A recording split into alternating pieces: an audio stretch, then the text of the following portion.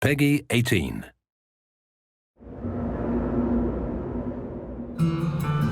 Metro has always uniquely been about stepping into Artyom's shoes, becoming Artyom, experiencing what life is like in that world, making the choices that you make as you play through, defining who that character is that you're playing as.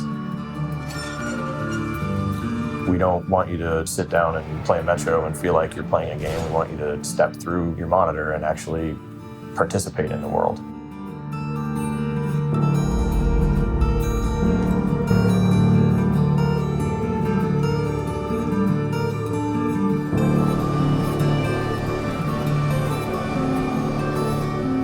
For me, exploration is the key. So before I approach a situation, I try to see what is the best angle of attack, then I strike. But when I strike, I have meticulously planned the escape route, where the guys are coming, so I know kind of the location before. So I have to sneak a bit, enough for me to get the knowledge I need to overcome this specific situation. The game allows you to play as an old-school, hardcore player, whether you are taking the stealth approach or you take the firearm approach. I take the second, and I may feel a big challenge to that, and I am happy to overcome the challenge. And people who are playing stealth are also happy. That's quite difficult to achieve in one large project like that, which was our goal, actually. I believe we have succeeded. The game is enjoyable as hell in both ways. And in both ways, it's also rewarding. We took real care to make sure that the player understands the story no matter the way he might approach it. You might go for a full run and gun, and you could still get what's going on. It's not like you will be depriving yourself of any understanding of the people you are meeting or the events you're going through. But you will certainly lose some of the extras we put into the game. But then again, you're having fun. That's what matters. I'm the god of stealth. I'm a shadow in the night. And I'm the, if it moves, Kill it.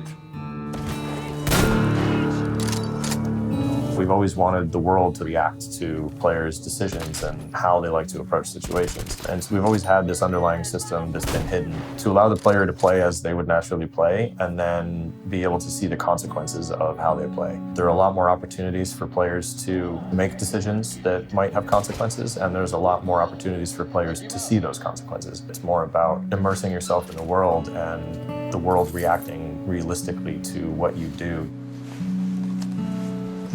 Now we have much more living and atmospheric experience than in previous Metro game, because even in combat, morality and question of morality, helping our story, helping our world to show player all you do, all decision, kill or don't kill, it's important, because it's not just simple shooter. When behavior, story, AI working together, it's a part of a whole atmospheric system. One of my favorite features in the game, first is our weapons, how they look, feel, and play. And the second is the huge improvement in the AI. We have really a complicated system. Creatures, they decide what should they do next. Do they need to attack? Do they need to retreat? Considering how many monsters are in their group, how many scary monsters are in another group, and how this all works together. It works not only between two groups of monsters, but also with the player influence on all the situation. Makes a lot of great random encounters in the game. We try to simulate like in real world. It's very important to create in player a feeling of real and breathing world. В общем, с момента обсуждения концепции игры с лидом мы пришли к выводу, что чем более детализированным будет звучание, тем более реалистичнее будет картинка. Для того, чтобы погрузить игрока в настоящую реальность, все-таки важно уделить внимание каждой мелочи. По максимуму мы стараемся озвучить все пространство, которое представлено на картинке, и то, как это происходит в реальной жизни. We have the saying that fear has wide eyes, and I must say fear has wide ears.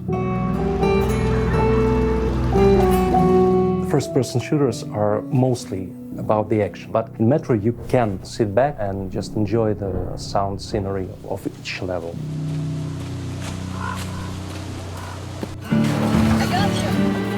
making a good game is not the work for one or two persons. It's a huge team that's working hard for the years. I didn't think that it would be so tough making and testing games. Testing is fun and easy. It's like riding a bike while bike is on fire and you are on fire and everything is on fire and you're in hell. My experience was something like that. When some kind of face effects and rigs and physics and ragdoll are bugging, it always looks very funny. We have special storage when we make screenshots or short videos. We store it for the years, and when you feel sad or something like that, you open the directory, look at the screenshots. It's kind of fun. Stefan, we're breaking camp. I think coming to the end of the project, it's always kind of surreal. You spent 3-4 years working on something. The team's accomplishments progress over that time from ground zero, and you don't get to really like step back and see what this thing looks like as an entire product as easily as you might think. And when you do get those chances, it's pretty cool to see. And when you finally start to put all those pieces together, it was a huge moment because we actually got to see how all of that effort leading up to that point comes together into something that feels like a game and feels like an experience. It feels like something that's real, a real product that we can release that players can enjoy. And it feels like it's something that you can really be proud of. Like, wow, it's like, it's a cool thing to see it in a box. There's always that feeling of like, wow, we did it.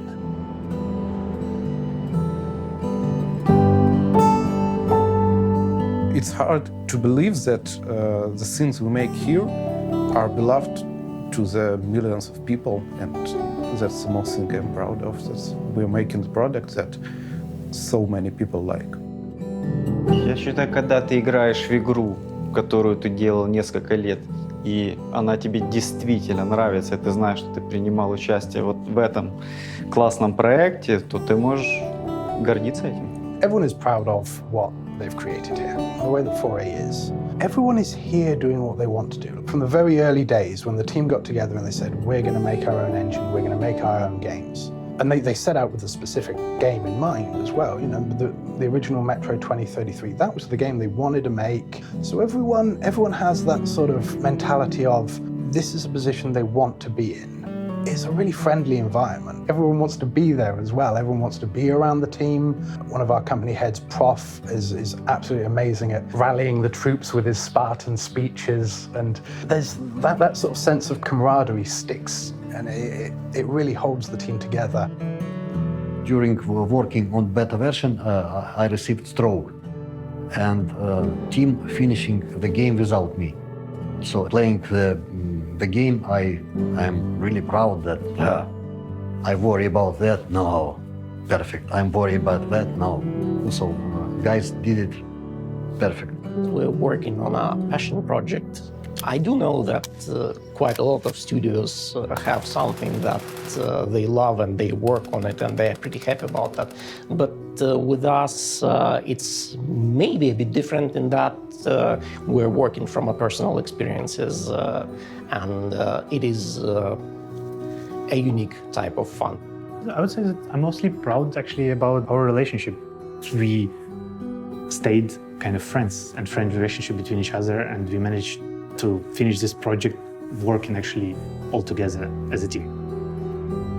We always really find a way to achieve our dreams, to follow it, and there's always a prize for these dreams. This is mainly what the story of our job is about, his fight, his way to his dreams. We never place comfort of our working before our goals. It's all only possible when all people lives and works like one family. We know, like, if we work hard, we will achieve, we will follow our dreams, everything comes through.